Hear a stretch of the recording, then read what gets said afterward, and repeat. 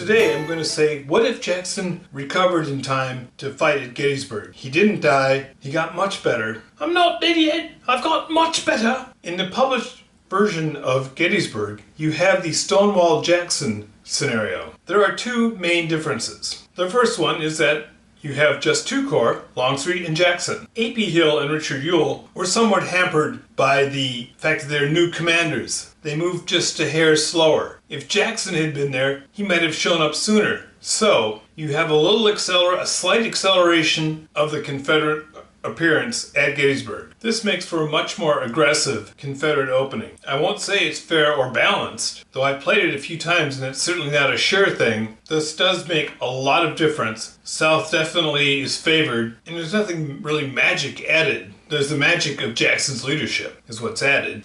Here are the southern reinforcements in the order they'll be coming down this road, the Chambersburg Pike. Here are Rhodes and Early's division. Early's division has all four of the detachments with him, so the northern player won't know at all where the real units are and where there's only detachments. It looks like a big, scary force.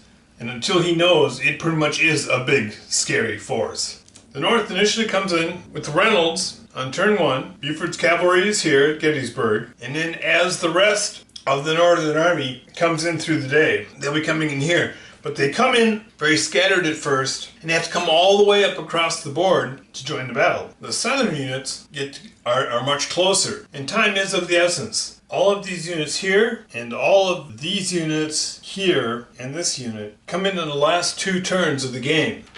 That means most of day one is fought between these four and this fifth unit for the Union, and these 2, 4, 6, 8 infantry units on the Confederate side. That means for most of day one, the Confederate has an advantage. An advantage they will lose at dawn on the second day. Union Army will be much larger. Basically, the South's best chance of a win at Gettysburg is on day one. Let's see how this plays out. In the early morning hours, Reynolds' corps is marching up the Emmitsburg Road. Reynolds has rode ahead to confer with Buford. They send the cavalry up the hill, and lo and behold, General Lee, A.P. Hill's light division, is coming up the road. They form up to attack. Turn two, we see that Reynolds' two divisions that were marching up the Emmitsburg Road have now split up. Wadsworth's division going straight to the north to hold off the oncoming rebel armies to the north. Robinson's division is turning to face the Confederates swarming up over the hill. Here, A.P. Hill's division has contacted Buford's mounted infantry, and as is the light cavalry option, they can simply fade off before the battle. Here we have the southern supply wagon, here we have the northern. So essentially on turn two, mid-morning, in the mid-morning, there was a brief exchange between Buford's mounted infantry and A.P. Hill's light division, and after they formed up for battle, the mounted infantry simply rode off. Turn three. This turn, reinforcements will show up. Late in the morning, Howard's corps makes an appearance. Howard rides ahead and joins Buford and Reynolds, conferring. Reynolds is trying to form an arc to protect Gettysburg, and his third division raises up and deploys west of the fighting on the Hagerstown Road. A.P. Hill's division had been held up a little by the mounted infantry, but they made it ahead. Longstreet has arrived and is talking to Lee. He has Trimble's division with him, and they're beginning to move along the west side. Rhodes' division arrives, deploys, and the second baggage train for the south, also waiting. Turn four, halfway through the day. Alright, lunchtime, we've got some major fights going on. Howard's 11th Corps, joined by his last unit, Steinwehr's division, is going to be deploying west of Gettysburg. Now, all these units here are simply detachments, and they wouldn't actually need to be this spread out. But as a fog of war action, I don't want the northern player to immediately know that these two are the real thing. These are actual full divisions. So, we're making it look bigger than it is. We're making sure that Howard is definitely going to go to the right of Gettysburg coming up to deal with all this. One other item of note before combat begins, Buford's cavalry could have flanked this combat, and it's a pretty good bet that they do well. But if you lose Buford on the first day, if somehow in getting in combat he gets caught up, the battle becomes very tough, because then the Union cavalry will be outnumbered by their southern counterpart, and suddenly you won't have adequate cavalry coverage come day three when all the rest of the cavalry shows up. You want to keep Buford alive, keep him as a threat. Because as long as he's running around, the South has to be very cautious about how they attack and how they don't overstretch their goals and to keep their bags back and protected. So let's do this combat. The 1 Elite Northern Division, Wadsworth, outflanked by Rhodes' Division. Rhodes' forward units are pushed back, and Wadsworth's division also fall back rather than face an attack on its flank. A.P. Hill fighting Robinson's division.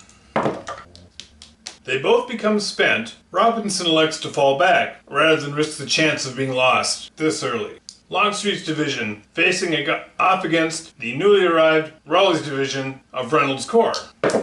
Trimble paid for his exuberance. The South loses a block. This means Longstreet's Corps does not appear on the map now until turn 7. As turn 4 ends and the smoke clears, we are now going to find out what the South can make of their few turns of local superiority. Turn 5, 6, and 7. Turn 7 things start coming on, but they're just coming on. They won't be part of the battle. So essentially he's got 3 turns to win this battle. Turn 5. Now Jackson was drawn first, which means he gets to set up, he moves first and can set up all these attacks. Then when the North gets drawn, they have to decide if they want to fight here or just back off. In other words, give up some ground without a fight. Buford's cavalry maintains its position. Reynolds has fallen back from attacks that he was ill-favored in. Early afternoon of day 1, Reynolds and Howard can be seen beginning to create the button hook, so typical of Gettysburg. The Southern player is hoping that he doesn't get drawn first. And this is double blind, so I'm not allowing alter turn order. If this were a regular game with 2 players, the Southern player could attempt to alter turn order if he was drawn first, and move later in the turn. He wants to attack the North, and he wants the North to be unable to run away, so he can cause some casualties. Let us see how turn 6 plays out. Jackson was drawn last. This is a perfect storm for the Confederates. Let us see what they can make of it. Jackson's artillery opens up on Cemetery Hill, and the Union troops are driven off. Alright, Jackson is setting up what he hopes to be a spectacular turn. South chooses the order of combat. They want to do this very favorable outflanking attack on Cemetery Hill first. The center of Howard's Corps is smashed. Casualties over here. Now east of that on Culp's Hill, after a little fighting, Skirts pulls his division back. Over here it's A.P. Hill facing Buford's mounted infantry, who mount and ride off. Alright, here we are, turn 7. The Union is in a world of hurt. Let me clear the smoke from the battlefield. Reynolds did have the Union bags deploy, so many of these units can recover. Now, if the South moves first, they can attack in contact and either fight there. They can't rally if they're in contact, so they either got to fall back to rally the following turn or fight the spent. The bags are right here. They can't really fight spent. If the North is drawn early, they can recover a lot of units. If the South is drawn early, they cannot. The question that this means and what's being simulated is, are Pleasanton and Howard able to organize their troops fast enough to respond to the Southern assault? On the South side, are they able to make good on their gains? After this combat, can they reorganize their troops and move them forward soon enough? Howard's Corps is drawn first. Howard gets his men together, rallies them on Culp's Hill, rallies them behind Cemetery Hill. He only has 2 units left. The other one got destroyed. This is a big deal. And Reynolds. Reynolds recovers. Raleigh falls back. They have a detachment on the hill. Here we have it on turn 7 of day 1. The quick win option is kind of going out the window now with this last turn's chit draw. Again, had this been a 2-player game, the South could have rolled probably successfully to change that around. But playing 2-player blind solo, 2-handed, I take the draw as it comes because otherwise I'm playing with too much knowledge. I know exactly what the Union's doing, I know exactly what the South is doing. The only limiting factor is I have no control over the chit draw. And you can see events like this happening. Unplanned events. Alright, here we have turn 7 combat, and Jackson is throwing everything into it. He's lighting up the battlefield. So over this combat, east of Culp's Hill.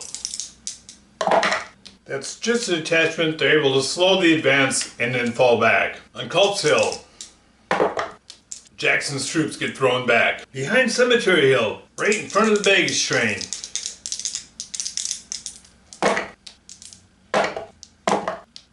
Again, the Southern troops, showing their fatigue, are thrown back. But what can elements of A.P. Hill's division do?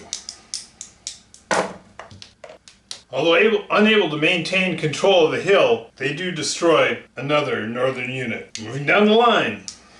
This was just a stretched out detachment. Doesn't count against victory, but now it's no longer there. At the end of the Union left flank, it's just the mounted infantry. They held up the advance, and now they ride off.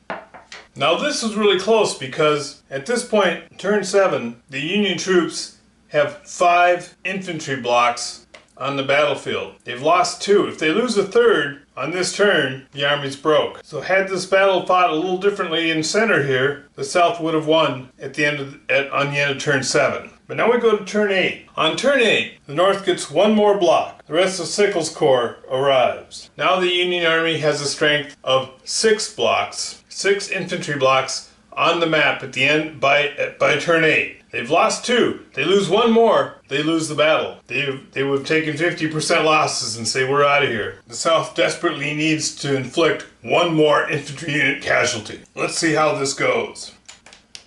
Clear the smoke from that battle. Sure, a lot of commanders in history would have loved the opportunity to clear the smoke from a battle. Okay, now here's another tense chit draw moment. Northern Bags are exposed here. If Jackson is drawn first, he can contact the Bags and win. But no, Sickles is drawn. Sickles comes out of column, his lead element, and covers the Bags. Buford's cavalry recovers. Alright, here at the end of the day, turn 8, 2 more divisions of Longstreet's corps show up. Howard is able to do a fighting withdrawal here. Reynolds holds the line with help from Sickles. Let's see how this plays out. The South doesn't really have good odds to eliminate a Northern unit. This is Wadsworth's elite division, and they don't want to retreat and expose the Bags, so they have to fight. But they're fighting 2 exhausted, spent Southern divisions. In this stunning turn of events, Wadsworth division is thrown back, whereas some of Rhodes' troops are still able to hold on to the area. Next turn is a night turn, and that's the only reason the game is going to be over. And here it is. Though exhausted, lead elements from A.P. Hill's division destroy Birney's division. That's the 3rd Northern unit. And finally, with a very grudging, slow withdrawal, Raleigh's division of Reynolds' corps is able to inflict severe losses on the South. They lose another block, but that's only 2 blocks out of a larger army. Hey, I've miscounted. The North actually has 8 blocks. 8 full infantry blocks. 1, 2, 3, 4, 5. 3 lost, 5 on the board. That's less than half. No, they're staying. They're not broke yet. On the other hand, the Northern player would look at this and say, okay, my Bags are exposed. Let's clear the fog for a moment. This is a night turn. His Bags are unpacked and exposed. He can't move anyone to protect the Bags, because on a night turn you can't move that close. At this point, and if this historically would have happened, I can agree with it, in the night, the North would pack up and take off. They can't protect the Bags. There's too much at stake here, and they lose it all. So in the night turn, the Northern player packs up his bags and goes home. Because the South didn't capture the Bags, because the South didn't rout the army, it's a marginal victory. The North is forced back. Good game. If you enjoyed this, please like and subscribe.